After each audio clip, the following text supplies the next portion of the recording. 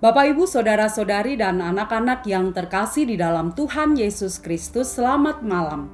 Kita kembali dalam ibadah Rebon edisi Tahun Baru tahun 2021. Marilah sebelum bersama kita beribadah Rebon, kita memohon penyertaan Tuhan di dalam doa. Mari kita berdoa. Kami mengucap syukur kepadamu ya Allah atas pemeliharaanmu di dalam kehidupan kami, terlebih sepanjang tahun 2020 yang telah kami jalani. Kami bersyukur karena Engkau memperkenankan kami untuk hari ini kami boleh menapaki hari yang ke-6 di tahun 2021 ini.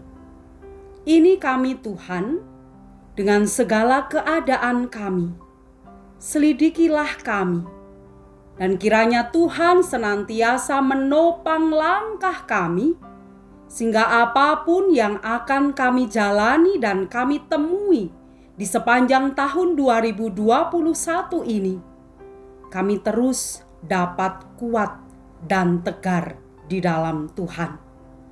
Saat ini Tuhan, kami hendak bersama-sama mendengarkan firman-Mu. Bersabdalah, karena kami telah siap sedia untuk mendengarkannya. Kiranya firman-Mu menjadi kekuatan di dalam kehidupan kami, untuk kami dapat melanjutkan setiap panggilan Tuhan dalam kehidupan kami. Urapilah hamba-Mu yang akan menyampaikannya, agar apa yang dinyatakannya semuanya itu hanyalah kuasa-Mu saja. Dalam Kristus Yesus Sang Firman yang hidup, kami berdoa. Amin. Pada malam hari ini kita akan bersama menggumuli bagian dari firman Tuhan yang dinyatakan di dalam 1 Petrus pasal yang kedua ayat 9 sampai dengan ayat yang ke-10. 1 Petrus pasal yang kedua ayat yang ke-9 sampai dengan ayat yang ke-10. Demikian. Tetapi kamulah bangsa yang terpilih, imamat yang rajani, bangsa yang kudus, umat kepunyaan Allah sendiri, supaya kamu memberitakan perbuatan-perbuatan yang besar dari Dia, yang telah memanggil kamu keluar dari kegelapan kepada terangnya yang ajaib. Kamu yang dahulu bukan umat Allah, tetapi yang sekarang telah menjadi umat-Nya, yang dahulu tidak dikasihani, tetapi yang sekarang telah beroleh belas kasihan. Demikianlah firman Tuhan. Berbahagia setiap kita yang mendengarkannya dan mau melakukan firman-Nya dengan setia dalam kehidupan kita. Haleluya.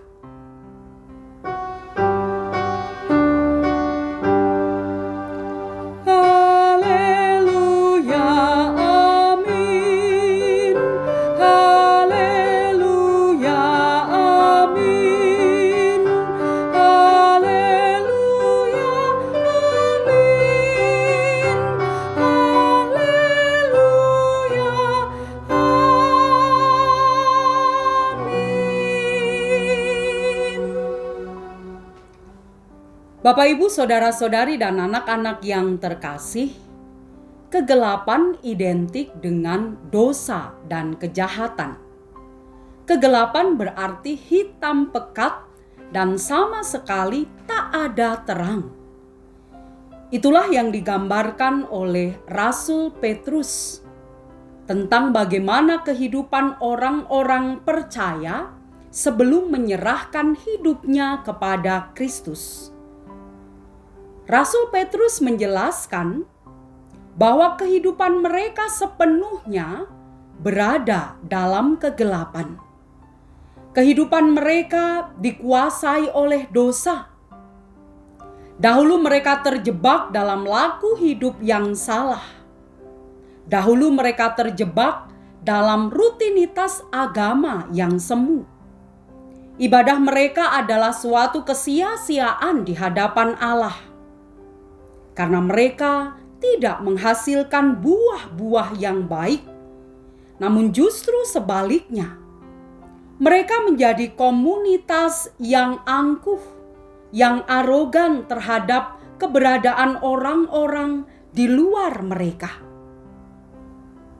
Di dalam Kristus, kehidupan mereka telah dibaharui. Itulah yang dijelaskan oleh Rasul Petrus. Kristus telah memanggil keluar dari kegelapan.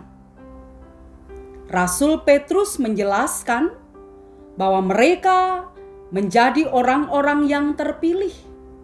Mereka adalah imamat rajani. Artinya, mereka dapat beribadah secara langsung kepada Allah tanpa perantaraan imam. Mereka adalah orang-orang kudus, umat kepunyaan Allah sendiri.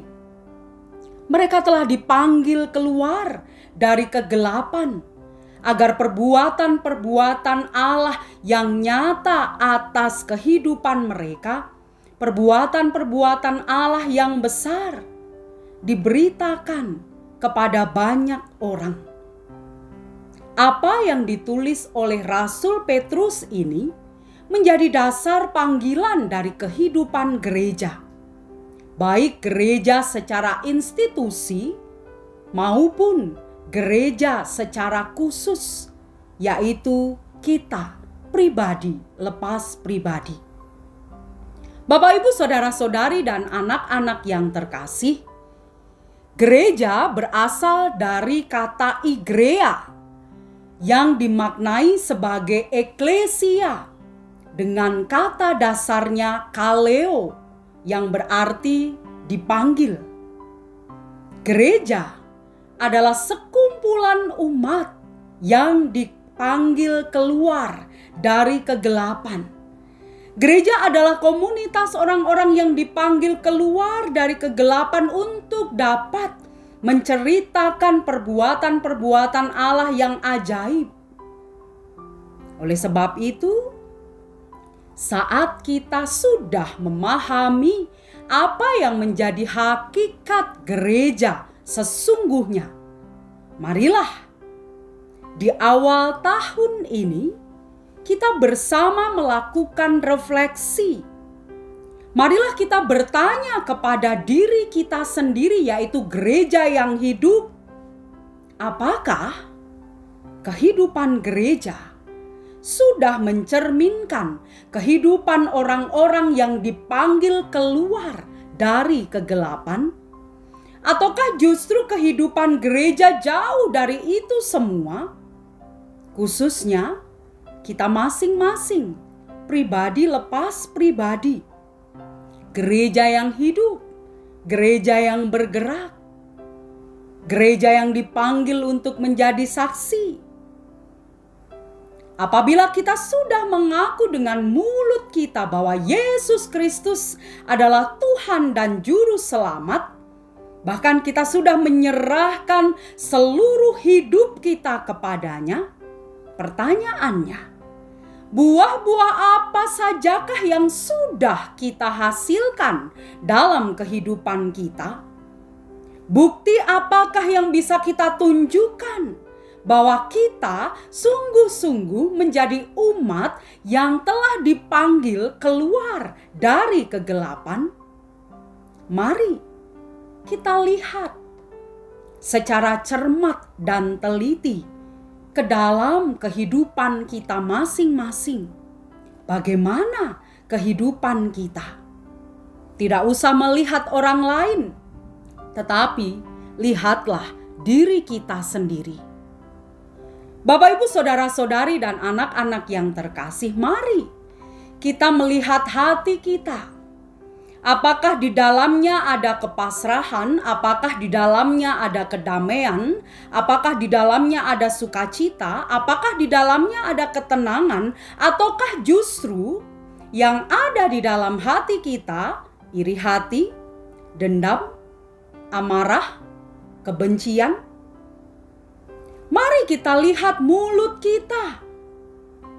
Apakah yang keluar dari mulut kita adalah puji-pujian yang harum kepada Allah?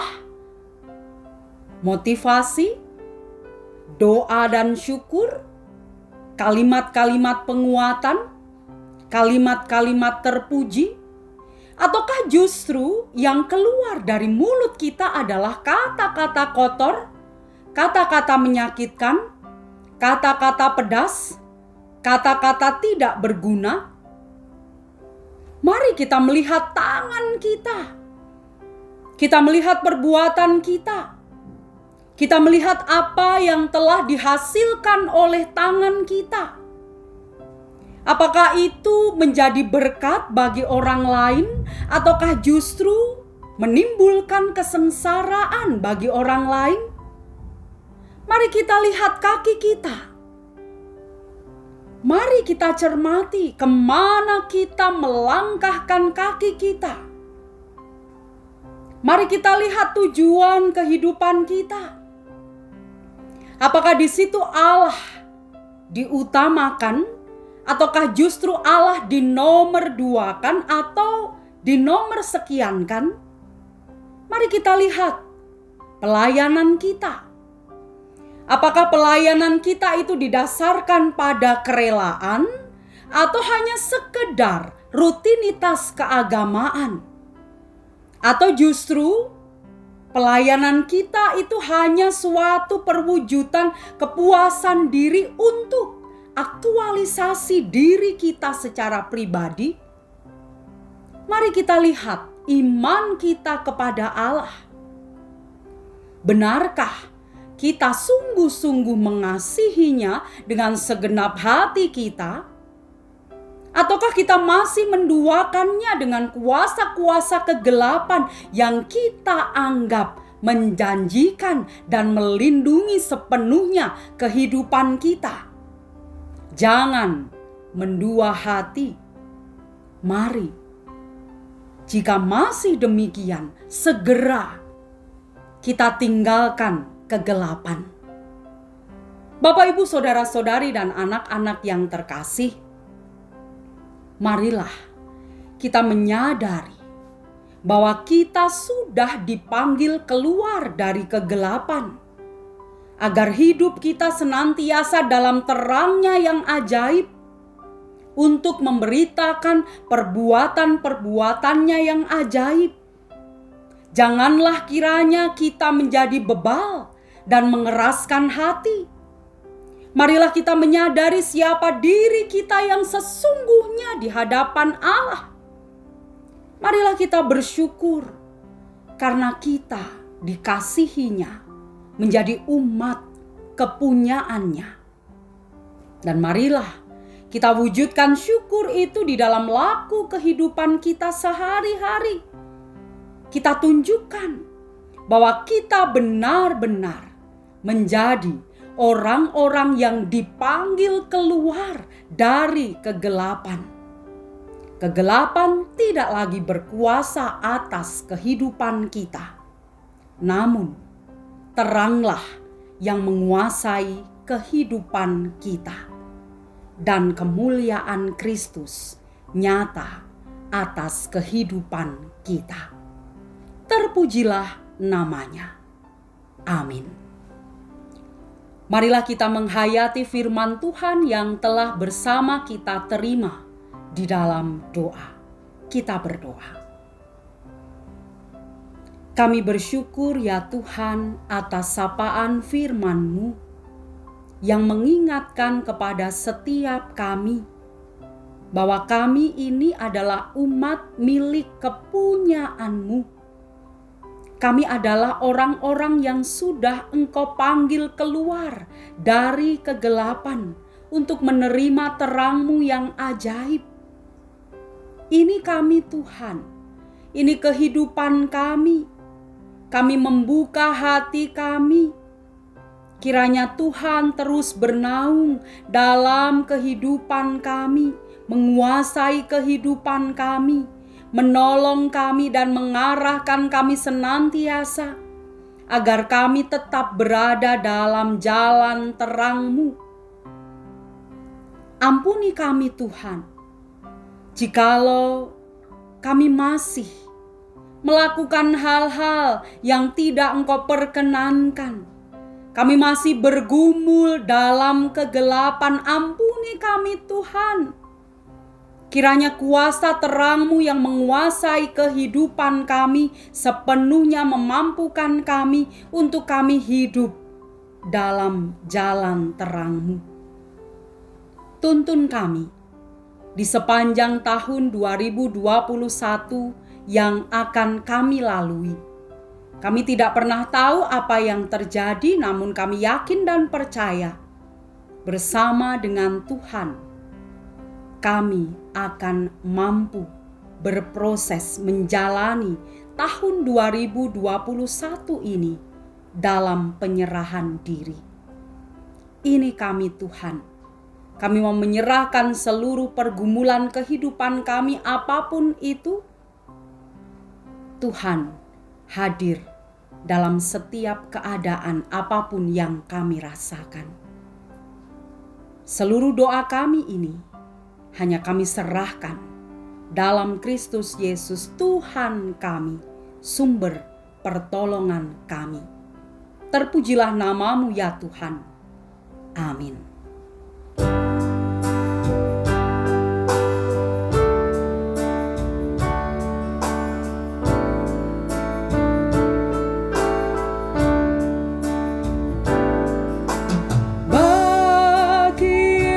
Ku serahkan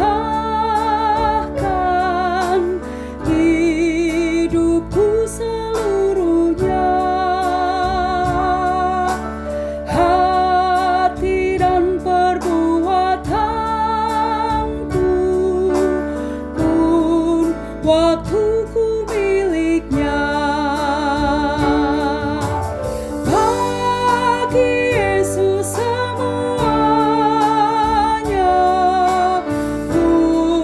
waktuku miliknya.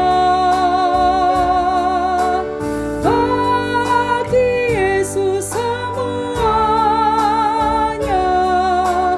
pun waktuku miliknya.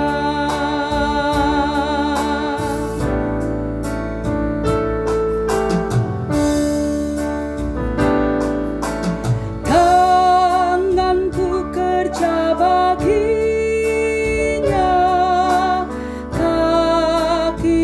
mengikutnya, mataku memandang Yesus yang ku puji Dialah. Bagi Yesus semuanya yang ku puji Dialah. Yesus semuanya yang ku puji Dialah.